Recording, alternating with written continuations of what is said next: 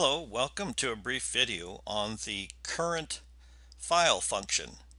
On the opening screen, you see there's three options: current file, new file, open file.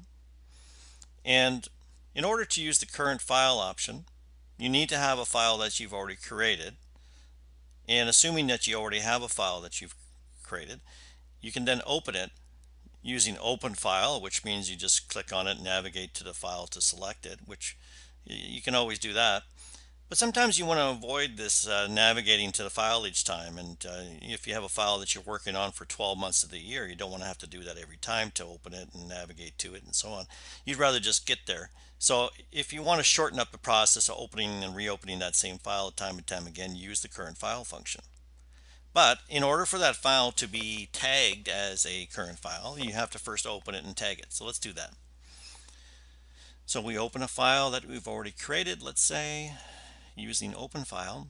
And then once we're in the file, next to the file name, you're going to see this star. And when you mouse over it, you're going to see a pop up. It says choose as your current file. So we're going to, with this file open, we're saying, yeah, this is the file I want to be current. So I'm going to tag it. And you get this message confirming that you've tagged it.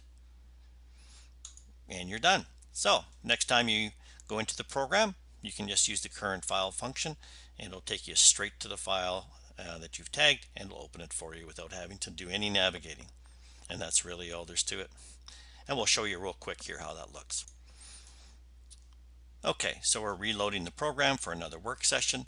So this time, instead of using open file at the bottom here, I'm going to just simply use current file, and it'll take me straight to the file without any navigation. And you can see it's just going to launch the file that I've tagged in my previous work session, and it'll stay tagged until you tag some other file as your current file. Also note, if you rename this file at some point or move it into a different location on your computer drive, then you're going to have to retag it, because that will lose its tag once you do one of those two things. So just a little note on that. I hope that helps. Thanks for tuning in.